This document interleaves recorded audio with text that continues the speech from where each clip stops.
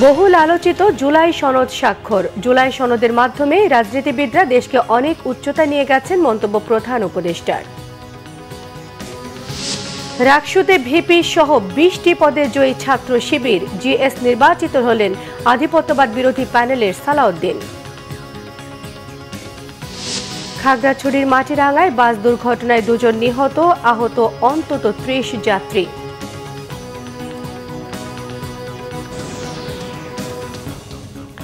দেখছিলেন crown cement সংবাদ শিরোনাম। নানা শঙ্কা অনিশ্চয়তা পেরিয়ে অবশেষে সই হল জুলাই সনদ। স্বাক্ষর করেছেন জাতীয় ঐক্যমত্য কমিশনের সভাপতি প্রধান উপদেষ্টা professor doctor Mohammad Yunus, BNP, Jamaat সহ বিভিন্ন রাজনৈতিক দলের নেতারা। এই সনদ সইয়ের মধ্য দিয়ে নতুন বাংলাদেশের সূচনা হলো বলে বিশ্বাস প্রধান উপদেষ্টার। জাতি বর্বরতা থেকে সভ্যতায় ফিরেছে বলে মন্তব্য করেছেন প্রধান উপদেষ্টা। আরও জানাচ্ছেন শুভ মাহফুজ। কালের সাক্ষী সংসদ ভবন চত্বরে এ এক ঐতিহাসিক মুহূর্ত। হাজারো প্রাণের বিনিময়ে স্বৈরাচার ফ্যাসিবাদ মুক্ত নতুন বাংলাদেশ বিনির্মাণের যাত্রা জুলাই সনদ স্বাক্ষর অনুষ্ঠান। বৈরী আবহাওয়ার কারণে নির্ধারিত সময়ের প্রায় আধা ঘন্টা পর শুরু হয় অনুষ্ঠান।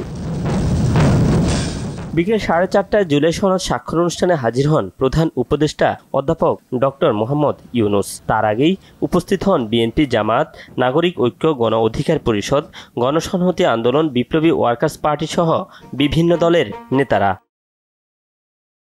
জাতীয় সঙ্গীত পরিবেশনের মাধ্যমে শুরু হয় অনুষ্ঠানে স্বাগত বক্তব্য রাখেন জাতীয় ঐকমত্য কমিশনের সহসভাপতি অধ্যাপক ডক্টর আলী রিয়াজ। দিনটিকে ঐতিহাসিক উল্লেখ করে তিনি বলেন, এটি শুধু রাজনৈতিক দলগুলোর ঐক্য নয়, গণ অভ্যুত্থানে অংশ নেয়া সবার আকাঙ্ক্ষার প্রতিফলন। আমরা আশা করি এই যে জাতীয় দলিল তৈরি হয়েছে তার বাস্তবায়ন ঘটবে, দ্রুততার সাথে বাস্তবায়ন ঘটবে। নাগরিকদের মতামতের মধ্য দিয়ে এই দিক দিশা নির্দেশক বাংলাদেশ রাষ্ট্রকে ভবিষ্যতে পরিচালনা করবে। এরপরে জুলাই জাতীয় সনদে সই করেন অন্তর্বর্তী সরকারের প্রধান উপদেষ্টা ডক্টর মোহাম্মদ ইউনূস। একই সাথে স্বাক্ষর করেন বিএনপি, জামায়াত সহ রাজনৈতিক দলগুলোর প্রতিনিধিরা। পরে বক্তব্য রাখেন প্রধান উপদেষ্টা, কৃতজ্ঞতা জানান মহান আল্লাহর কাছে। বলেন, সব রাজনৈতিক দল এক হয়ে সনদে স্বাক্ষর করবেন, এটি এর আগে কল্পনাও করেনি কেউ। এত গভীর জ্ঞানের সঙ্গে তাদের মধ্যে আলোচনা হলো, এত সৌহার্দ্যের সঙ্গে আলোচনা হলো, এটা না দেখলে আমাদের বিশ্বাস হতো না। আপনারা যারা দেশের প্রত্যন্ত অঞ্চলে আছেন, বিভিন্ন জায়গায় আছেন, তারা প্রত্যেকে দেখেছেন, কারণ টেলিভিশনে এটা প্রচার হচ্ছিল ক্রমাগতভাবে, কিভাবে তারা তাদের যার যার নীতিগুলো তুলে ধরছেন, বক্তব্যগুলো তুলে ধরছেন, সেটা সব মানুষ শুনতে পেয়েছে শুধু নয়, তারা অংশগ্রহণ করেছে, মনে মনে অংশগ্রহণ করেছে, ঘরের মধ্যে তর্ক বিতর্ক করেছে। ঐকমত্য কমিশনের সভায় রাজনৈতিক দলগুলোর আন্তরিক অংশগ্রহণের প্রশংসাও করেন প্রধান উপদেষ্টা। জানান, শঙ্কা থাকলেও শেষ পর্যন্ত সনদে সবার একমত হওয়া জাতিকে অনেক উচ্চতায় নিয়ে গেছে। যে সমস্ত জাতি একসঙ্গে হয়ে, সমস্ত রাজনৈতিক নেতা একসঙ্গে হয়ে তারা জুলাই সনদে স্বাক্ষর করছেন, এরকম ঘটনা ঘটবে এরকম কেউ আমরা চিন্তা করতে পারি নাই। যখন ঐকমত্য কমিশন গঠন করলাম, মনে মনে আশা ছিল যে হয়তো দু একটা বিষয়ে তাদেরকে একমত করতে পারবো, কিন্তু রাজনৈতিক দলের বক্তব্য শুনলে মনে হয় কেউ কারো কথা শুনবে না, কাজে ভয়ে ভয়ে এটা শুরু হয়েছিল। প্রধান উপদেষ্টা বলেন, এটি সারা বিশ্বের জন্য অনুকরণীয় হয়ে থাকবে। স্মরণ করেন গণ অভ্যুত্থানের অগ্রনায়কদের। এটার কথা চিন্তা করলে গা শিউরে ওঠে। এমন একটি দিন, সেটা শুধু জাতির জন্য না, সারা পৃথিবীর জন্য একটা বড় রকমের উদাহরণ হয়ে থাকবে। বহু জায়গায় যেটা পাঠ্যপুস্তকে থাকবে, সেটা ক্লাসরুমে আলোচনা হবে, রাজনৈতিকবিদদের মধ্যে নিয়ে এটা নিয়ে আলোচনা হবে বিভিন্ন দেশে। এ সময় আগামী জাতীয় নির্বাচন কিভাবে সুষ্ঠু ও নিরপেক্ষ করা যায়, সেজন্য সব রাজনৈতিক দলগুলোকে একসাথে বসে সিদ্ধান্ত নেয়ার আহ্বানও জানান প্রধান উপদেষ্টা।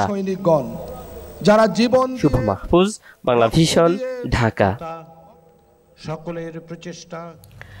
জাতীয় নাগরিক পার্টির আহ্বায়ক নাহিদ ইসলাম বলেছেন, জুলাই সনদের নামে কিছু রাজনৈতিক দল একত্র হয়ে কোনো কিছুতে স্বাক্ষর করা জাতীয় ঐক্য নয়। কিছু রাজনৈতিক দল জাতীয় ঐক্যমত্যের নামে জনগণের সঙ্গে প্রতারণা করে একটি কাগজে সাইন করছে বলে তিনি দাবি জানান। রাজধানীর স্কাটন গার্ডেনে আয়োজিত জাতীয় নাগরিক পার্টির শ্রমিক সংগঠন জাতীয় শ্রমিক শক্তির আত্মপ্রকাশ অনুষ্ঠানে নাহিদ ইসলাম বলেন, সমাজের সকল অংশের মানুষ একত্রিত হয়ে লড়াই করার মধ্য দিয়ে জাতীয় ঐক্য প্রতিষ্ঠিত হয়েছে। জুলাই সনদে সই করার মাধ্যমে জাতীয় ঐক্য প্রতিষ্ঠিত হয় না উল্লেখ করে তিনি জানান, ঐক্যবদ্ধভাবে মানবিক রাজনীতি প্রতিষ্ঠা করবে জাতীয় শ্রমিক শক্তি। তিনি বলেন, শেখ হাসিনার ফ্যাসিস্ট শাসনামলে শ্রমিকরা সবচেয়ে বেশি নির্যাতিত হয়েছিলেন। জাতীয় শ্রমিক শক্তি বাংলাদেশের সকল শ্রমিকদের মুক্তি এবং মর্যাদা প্রতিষ্ঠার লক্ষ্যে কাজ করবে। এ সময় আরমান হোসেনকে মুখ্য সংগঠক, মাজহারুল ইসলাম ফকিরকে আহ্বায়ক এবং রিয়াজ মুর্শেদকে সদস্য সচিব করে শ্রমিক শক্তির আত্মপ্রকাশের ঘোষণা দেন নাহিদ ইসলাম। রাজশাহী বিশ্ববিদ্যালয় কেন্দ্রীয় ছাত্র সংসদ রাকসু নির্বাচনে ভিপি, এজিএস সহ নিরঙ্কুশ জয় পেয়েছে ছাত্র শিবির। এজিএস হয়ে নির্বাচিত হয়েছেন আধিপত্য বিরোধী ঐক্য জোট থেকে। আজ সকাল 8:30টায় আনুষ্ঠানিকভাবে ফলাফল ঘোষণা করে রাকসু নির্বাচন কমিশন। ভিপি হয়েছেন ছাত্র শিবিরের মোস্তাকুর রহমান জাহিদ। তিনি ভোট পেয়েছেন 11,787। আর জিএস পদে নির্বাচিত হয়েছেন সাবেক সমন্বয়ক এবং আধিপত্য বিরোধী ঐক্যজোটের সালাউদ্দিন আম্মার। এজিএস শিবিরের SM সালমান সাব্বির। ঘোষিত ফলাফলে ভিপি পদে নিকটতম প্রতিদ্বন্দ্বী ছাত্রদলের নূর উদ্দিন আবির পেয়েছেন 3,397 ভোট। জিএস পদে আধিপত্য বিরোধী ঐক্যজোটের সালাউদ্দিন আম্মার 11,585 ভোটে জয়ী হন। প্রতিদ্বন্দ্বী ছাত্র শিবিরের ফাহিম রেজা পেয়েছেন 5,767 ভোট। এজিএস পদে ছাত্র শিবিরের সালমান সাব্বির 6,971 ভোট পেয়ে নির্বাচিত হন। তার প্রতিদ্বন্দ্বী প্রার্থী ছাত্রদলের জাহিন বিশ্বাস এশা পেয়েছেন 6,091 ভোট। নির্বাচন না হওয়া পর্যন্ত আন্দোলন সংগ্রাম চলবে বলে জানিয়েছেন বিএনপি চেয়ারপারসনের পররাষ্ট্র বিষয়ক উপকমিটির বিশেষ সহকারী ইশরাক হোসেন। এ সময় বিগত সরকারের সমালোচনা করেন তিনি। শুক্রবার সকালে চাঁদপুরে মতলব উত্তর উপজেলার বাগানবাড়ি আইডেল একাডেমি মাঠে ফ্রি মেডিকেল ক্যাম্প উদ্বোধন করে এসব কথা বলেন তিনি। জানান, বিএনপির ভারপ্রাপ্ত চেয়ারম্যান তারেক রহমান সরকার গঠনের সুযোগ পেলে 31 দফা বাস্তবায়ন করবেন। দরিদ্র মানুষ হেলথ কার্ড পাবেন। এ সময় বিগত সরকারের সমালোচনা করেছেন ইশরাক হোসেন। এই ফ্রি মেডিকেল ক্যাম্পের আয়োজন করেন ড্যাব ঢাকা মহানগর উত্তর কমিটির সভাপতি প্রফেসর ডাক্তার সরকার মাহবুব হোসেন শামীম। এতে 20 জন বিশেষজ্ঞ ডাক্তার 8 শতাধিক দরিদ্র মানুষকে চিকিৎসা সেবা দেন। পাশাপাশি রোগীদের বিনামূল্যে ঔষধও দেওয়া হয়েছে। খাগড়াছড়ির মাটিরাঙ্গায় বাস দুর্ঘটনায় 2 জন নিহত, আহত হয়েছেন অন্তত 30 জন। আজ সকালে আলুটিলার সাপমারা এলাকায় বাসটির চাকা ফেটে গেলে চালক নিয়ন্ত্রণ হারায়। এতে বাসটি পাহাড়ের সঙ্গে ধাক্কায় উল্টে গেলে 2 জন নিহত হয়। খবর পেয়ে ফায়ার সার্ভিস, সেনাবাহিনী এবং পুলিশ ঘটনাস্থলে গিয়ে উদ্ধার কাজ করেন। খাগড়াছড়ি পুলিশ সুপার মোহাম্মদ আরিফিন জুয়েল নিহতের বিষয়টি নিশ্চিত করে জানান, নিহতরা হলেন দীঘিনালার ব্যবসায়ী আব্দুর রাজ্জাক এবং বাসের সুপারভাইজার অনিল চাকমা। আহতদের স্থানীয় হাসপাতালে চিকিৎসা দেওয়া হচ্ছে। দেশের বিভিন্ন জায়গার আরো কিছু খবরে এখন থাকছে ডেস্ক রিপোর্ট। আগামী ফেব্রুয়ারিতে জাতীয় নির্বাচন পণ্ড করতে ফ্যাসিবাদের মূল হোতা শেখ হাসিনা নানামুখী ষড়যন্ত্র চালিয়ে যাচ্ছেন বলে মন্তব্য করেছেন বিএনপির কেন্দ্রীয় নির্বাহী কমিটির সদস্য ও স্বেচ্ছাসেবক বিষয়ক সম্পাদক মীর শরাফত আলী সপু। মুন্সিগঞ্জের শ্রীনগরের সনবাড়ি বাস স্ট্যান্ড এলাকায় বিএনপির 31 দফা কর্মশালা শেষে তিনি এ মন্তব্য করেন। বিএনপির রাষ্ট্র সংস্কারের 31 দফা বাস্তবায়ন ও ধানের শীষ প্রার্থীর পক্ষে প্রচারণা চালিয়েছে খাগড়াছড়ি যুবদল। সদর, রামগড় ও পানছড়িতে এই কর্মসূচিতে উপস্থিত ছিলেন জেলা যুবদলের সভাপতি মাহবুব আলম সবুজ ও জেলা ছাত্রদলের সাবেক সাধারণ সম্পাদক জাহেদুল আলম।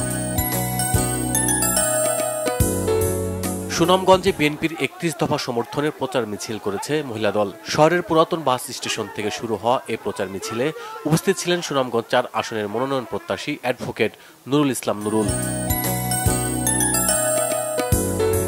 ত্রয়োদশ জাতীয় সংসদ নির্বাচন সামনে রেখে গাইবান্ধায় উন্নয়নমূলক কাজ ও গণসংযোগ চালিয়েছেন আলহাজ নাইতুজ্জামান নিশাত।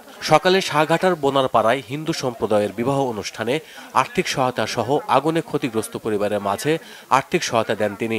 এছাড়া প্রতিবন্ধীদের মাঝে হুইল চেয়ার বিতরণ এবং প্রায় 5.5 লাখ টাকা ব্যয়ে আয়রনমুক্ত পাম্পও স্থাপন করেন তিনি।